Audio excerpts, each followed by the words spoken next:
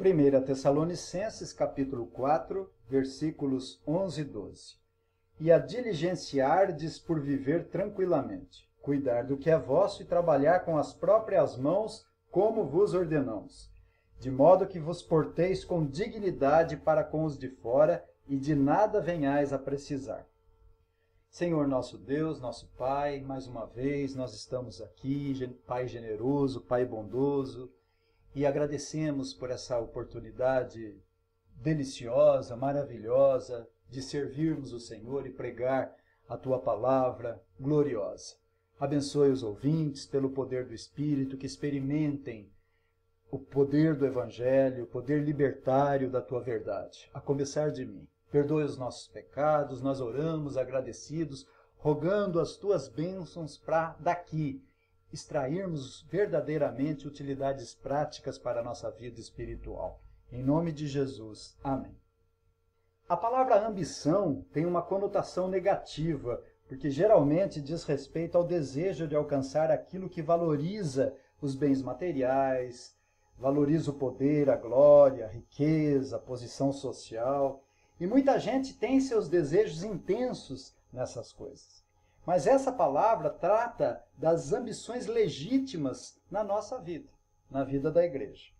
Paulo havia exortado os tessalonicenses acerca da pureza sexual, porque isso está no âmbito da santificação, e também a progredir cada vez mais no tocante ao amor fraternal. Então, o seu primeiro conselho foi no campo de ação da pureza sexual, e o segundo foi no âmbito do amor fraternal. E o terceiro conselho é a necessidade do trabalho diligente. E a diligenciardes por viver tranquilamente, cuidar do que é vosso e trabalhar com as próprias mãos, como vos ordenamos, de modo que vos porteis com dignidade para com os de fora e de nada venhais a precisar. Então nós vamos considerar essa porção da palavra de Deus sobre o tema o dever do trabalho aplicado, ou se os ouvintes preferirem, as ambições do crente com relação à vida diária. Quando Paulo diz no versículo 11, e a diligenciardes por viver tranquilamente, diligenciardes, aqui essa palavra grega, significa ambicionar. Trata-se de uma palavra composta do verbo amar e do substantivo honra, que quer dizer amar a honra, isso é, ambicionar. Paulo ordena que sejamos ambiciosos para o trabalho. As pessoas ambicionam ganhar na loteria para serem ricos, milionários e viver de papo para o ar, mas a ordem de Paulo é outra, sermos ambiciosos para trabalhar. Aquele que ambiciona alguma coisa geralmente se empenha para consegui-la. Assim que devemos fazer, se empenhar para o trabalho, para aquilo que é legítimo e desejável no que diz respeito ao nosso cotidiano, como devemos andar e viver a vida cristã diária, de forma a viver uma vida agradável a Deus. Observe que Paulo se utiliza de 3 verbos no versículo 11, e a diligenciardes por viver tranquilamente, cuidar do que é vosso e trabalhar com as próprias mãos, como vos ordenamos. Viver, cuidar e trabalhar. A primeira ambição como objeto legítimo do crente é viver tranquilamente. Isso não diz respeito a viver uma vida inoperante, preguiçosa, infrutífera e ociosa. Claro que Paulo não quer dizer isso. Mas viver uma vida moderada, ordenada, sóbria. No capítulo 2, versículo 9, como Paulo vivia uma vida sóbria, ele disse: porque vos recordais, irmãos, do nosso labor e fadiga, e de como noite e dia, labutando para não vivermos à custa de nenhum de vós, vos proclamamos o Evangelho de Deus. O que acontecia era que alguns estavam cultivando uma obsessão escatológica, achando que Cristo voltaria muito brevemente. Havia um fanatismo com relação à doutrina do futuro, como hoje, que muitos se concentram exageradamente nesses assuntos, fazendo investigações excessivamente e buscas curiosas acerca do Apocalipse. Hipólito de Roma escreveu um comentário do livro de Daniel, citando um bispo da cidade do Ponto, cerca do ano de 300 dessa nossa era, que datou o retorno do Senhor Jesus no final de um determinado ano. Então os membros tiveram grande dificuldade financeiras porque deixaram de trabalhar.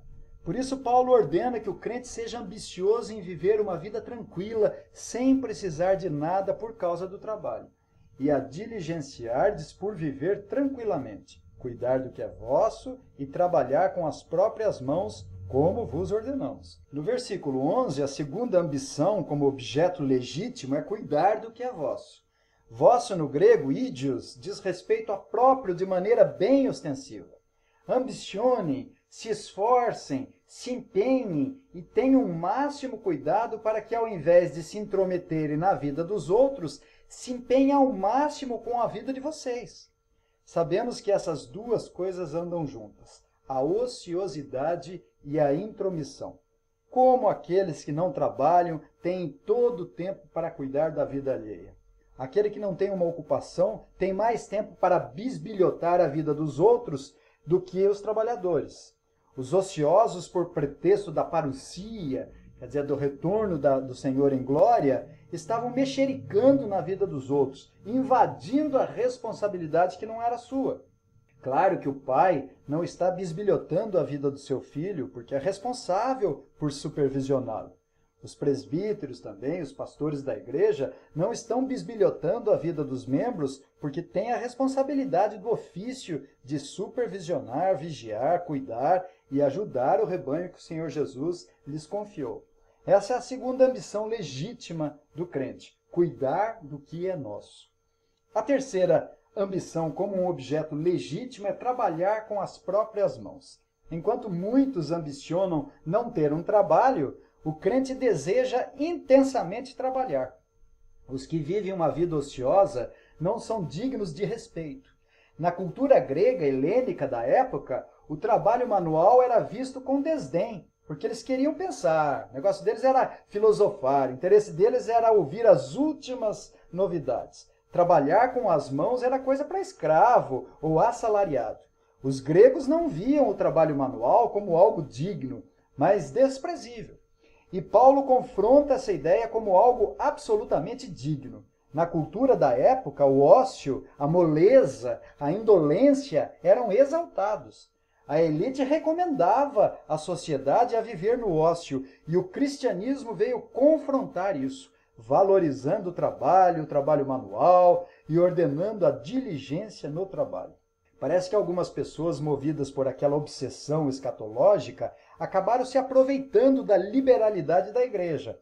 Eram os folgados, eram os atrevidos que se aproveitavam da abnegação do amor da igreja dos Tessalonicenses. Nós vimos que a igreja amava fraternalmente os irmãos, no capítulo 4, versículo 10, no tocante ao amor fraternal, não há necessidade de que eu vos escreva, porquanto vós mesmos estáis por Deus instruídos que deveis amar-vos uns aos outros. E, na verdade, estáis praticando isso mesmo para com todos os irmãos em toda a Macedônia. A igreja era liberal, disposta a socorrer os que estavam precisando de ajuda, e tudo indica que os desajustados, preguiçosos, se aproveitavam vivendo de maneira desordenadamente. Paulo ordenou aos Efésios, no capítulo 4, versículo 28, aquele que furtava não furte mais, antes trabalhe, fazendo com as próprias mãos o que é o bom, para que tenha com que acudir ao necessitado.